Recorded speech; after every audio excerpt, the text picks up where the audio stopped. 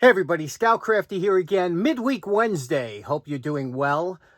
We have a big show planned for you today. A lot going on tonight. We're going to demo the Empire State Building Spotlight that was given to us by Walter. I'm looking forward to that. We fixed it up last episode, got it all working and everything. And today we're going to go out and see what it looks like at night. It's a beautiful day today, super blue skies with white puffy clouds, just perfect. So I don't want to be downstairs too long. And let's get started and see what we got going today. First up, a lot of you are wondering about upstate. I've been letting sections of my grass grow on my property upstate for the animals and for the insects and whatnot. I went up there, I took some time lapse of what it looks like up there. I wanted to show you. And also, I've been seeing a ton of butterflies, which I never saw before. So they must be liking it. Let me show you what it looks like up there. It was a beautiful day the other day when I went up. Check it out.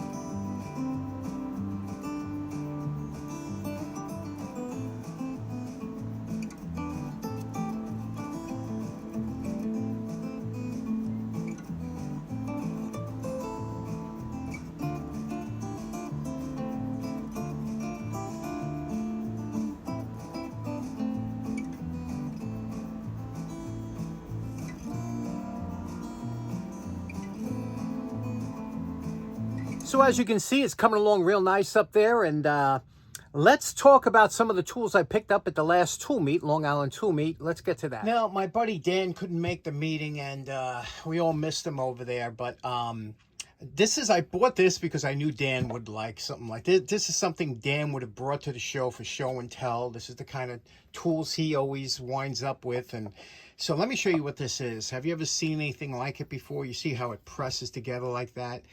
And and it's heavy duty and well made, really beautifully made.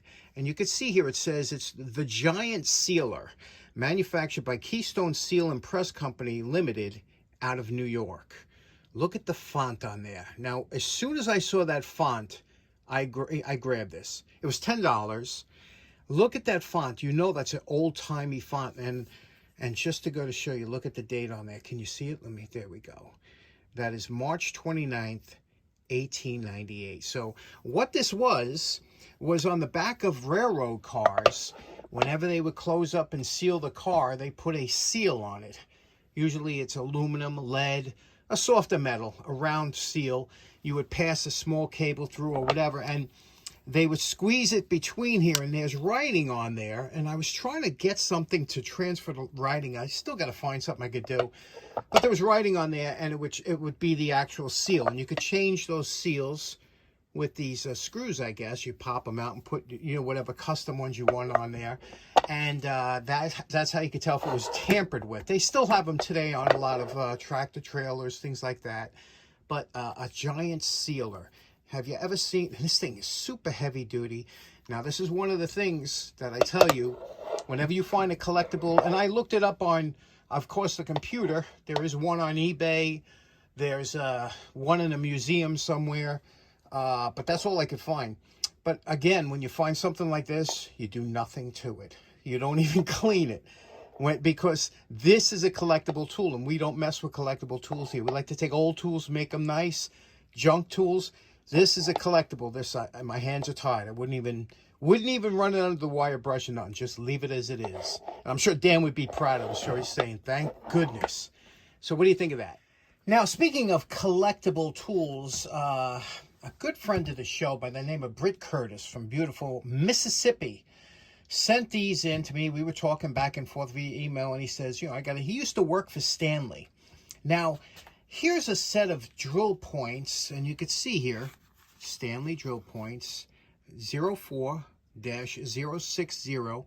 It's an 8-piece set, okay? 1983. This is so it's just over 40 years old. Now, you could see these drill points are straight shafted with a regular round shaft. There's nothing special.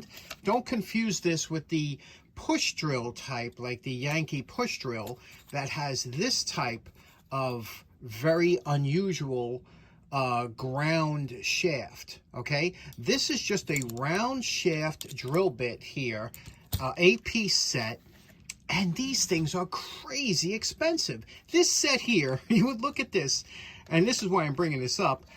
It's an 8-piece set. It's a straight flute, okay? It's not a spiral flute. It's a straight flute, which is, you know, they're meant for hand drills, okay? They don't get rid of a lot of chips quickly, softer materials, and these things are crazy money. I can't figure it out. Every way you look, these things go for big money. And does anybody know why these are so collectible? I could see if it had that unusually ground shaft that you say, well, they're hard to get. This is just a straight shaft with a straight flute drill bit. And again, like I said, Britt had these because he used to work for Stanley, and he's got a bunch of old Stanley collectible stuff, and he just thought it'd be interesting for the show. But does anybody know why, or use these specific drills and know why they're so expensive? But very interesting, right? How some tools can be collectible because they're just awesome tools, and some tools can be collectible because there's not many of them left, especially in NOS condition. Very interesting with this hobby. Now, long before 50/50, when I was growing up, there was always a tin of liquid wrench in the basement shop. And this was the actual tin that was there for many years.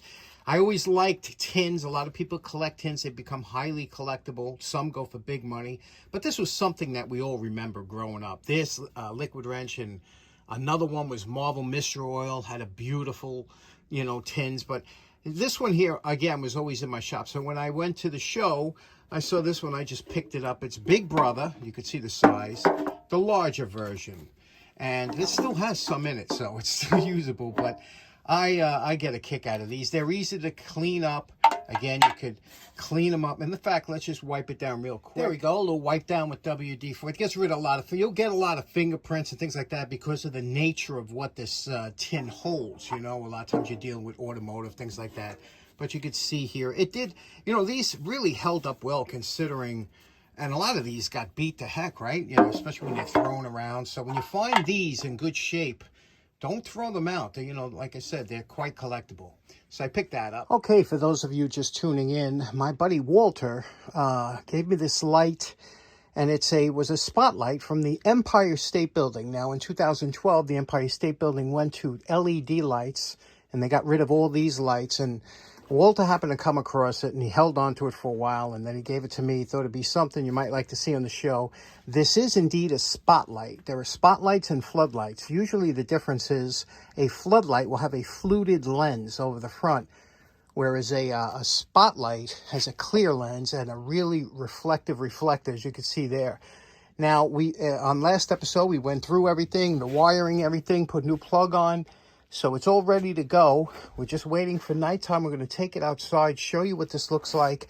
Again, this is from the Empire State Building, so it has kind of a memorabilia aspect to it. Another interesting thing, this light is made by Sylvania, and you can see here it's 1,000 watts, and you can see here 120 volts AC or DC.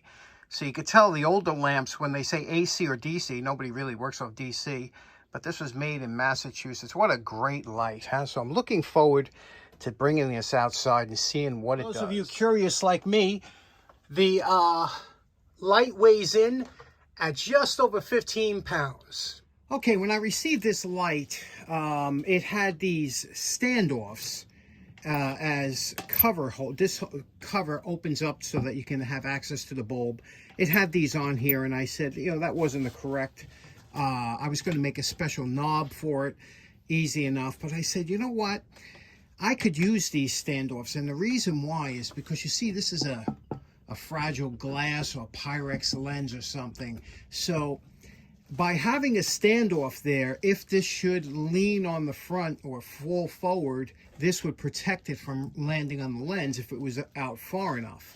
And that's why I think some of them have it. So how this works is you take this or loosen it up. You just have to loosen it up to this point, and then you fold that over, and that gives you access. Then you do that, you tighten it up, and Bob's your uncle.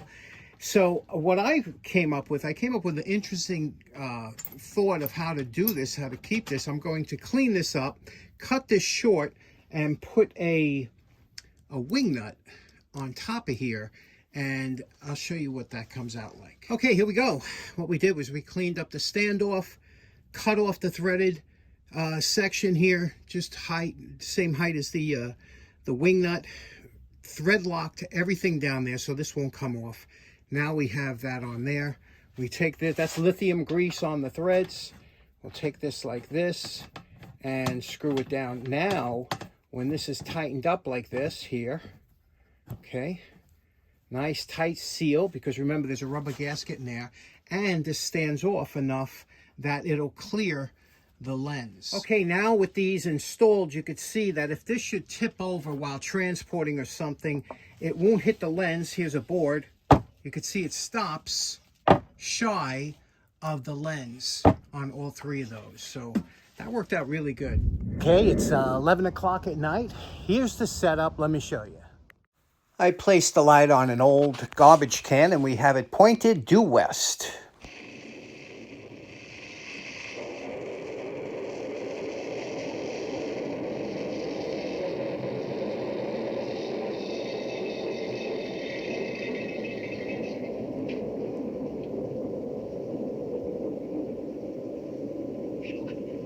It's moving. It's alive. It's alive. It's moving. It's alive. Oh, it's alive. It's alive. It's alive. It's alive. Oh, in the name of God. Now I know what it feels like to be God.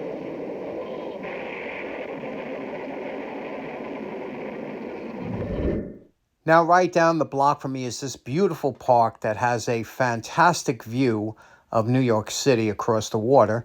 And if you look here, you could see LaGuardia Airport in the foreground. And just after LaGuardia Airport is the New York City skyline. On the left is the Empire State Building. And the rest of those buildings there are almost fairly new, within the last 15 years or so. Okay, so in closing, special thanks to Britt for those drill points, and to Walter, of course, for the great light, the Empire State Building light. And also, special note, I hope you enjoy your 4th of July tomorrow if you celebrate that holiday. We do here in the States. I want to leave you with something I saw on my walk tonight that was just very inspiring to me.